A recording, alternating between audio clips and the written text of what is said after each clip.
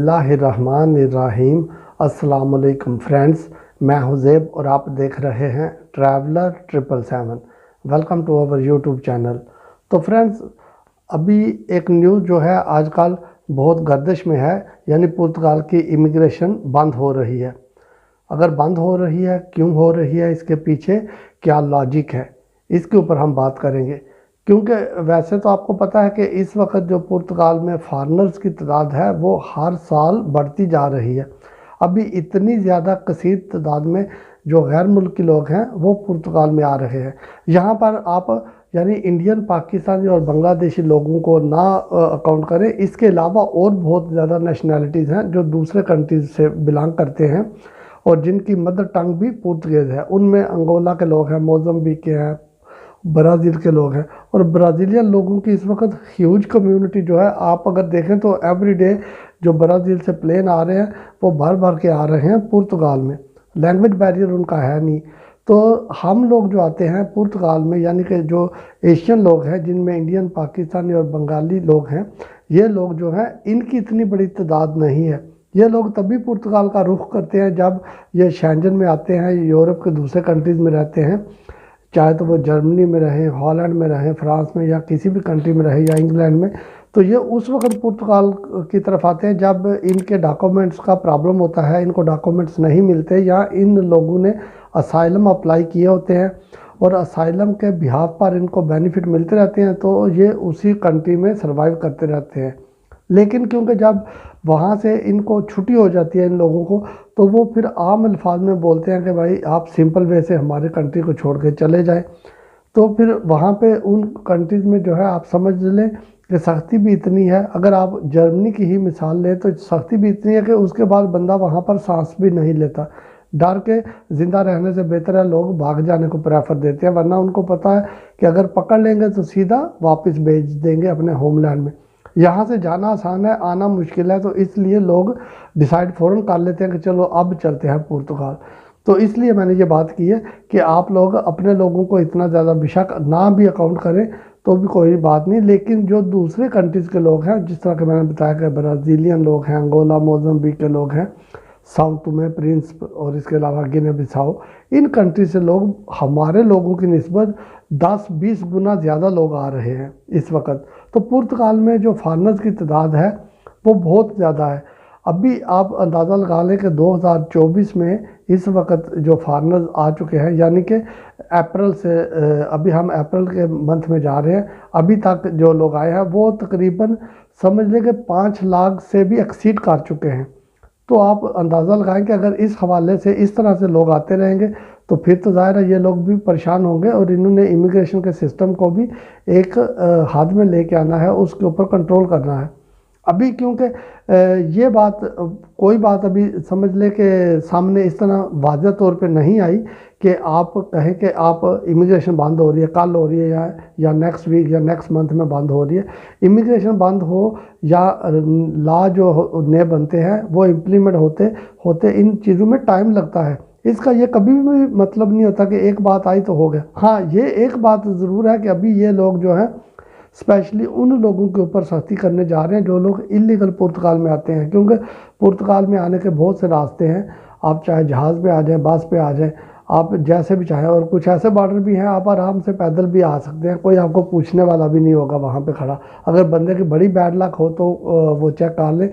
तो फिर ठीक है, वरना अदरवाइज़ कोई भी नहीं पूछता। तो इसलिए ये लोग इस चीज़ के ऊपर बहुत ज़्यादा इस वक्त जो है वो एहतियात कर रहे हैं और बहुत कोशिश कर रहे हैं कि इस चीज़ के ऊपर काबू डाला जा सके कि कैसे लोग इलीगल पुर्तगाल में आ रहे हैं। और अगर कोई बंदा पुर्तगाल में आ भी जाता है इलीगल, ये मैं डराने के लिए बात नहीं कर रहा मेरे भाई, जो सच है वो सच है। आप सुनना पसंद करें या ना करें वो आपकी मर्ज़ी है, लेकिन रियलिटी तो रियलिटी ही होती है।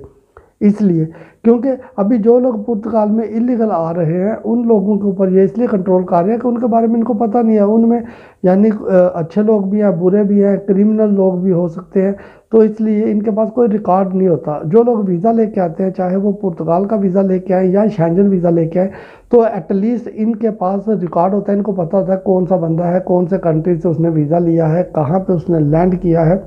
शेंजन के किस कंट्री में उतरा है, और उसके बाद वो पुर्तगाल में आ गया, तो उसका रिकॉर्ड भी इनके पास होता है। इसलिए تو جو اللیگل لوگ ہیں ایک تو ان کے اوپر یہ سختی کریں گے، یہ تو ڈیفینیٹلی یہ کریں گے، بہت جلدی انہوں نے یہ چیزیں سٹارٹ کر دینی ہیں۔ دوسری بات یہ ہے کہ یہ اپنا پورٹل جو آئمہ ہے وہ اپنے پورٹل کو کوشش کر رہا ہے کہ کسی طریقے سے اپڈیٹ کر لیں تاکہ جو بھی چیز ہے ان کے پورٹل پہ چلی جائے، آپ کو نہ تو آئمہ کو ای میل لکھنے کی ضرورت پڑے گی، نہ آئمہ کو کال کرنے کی ضرورت پڑے گی۔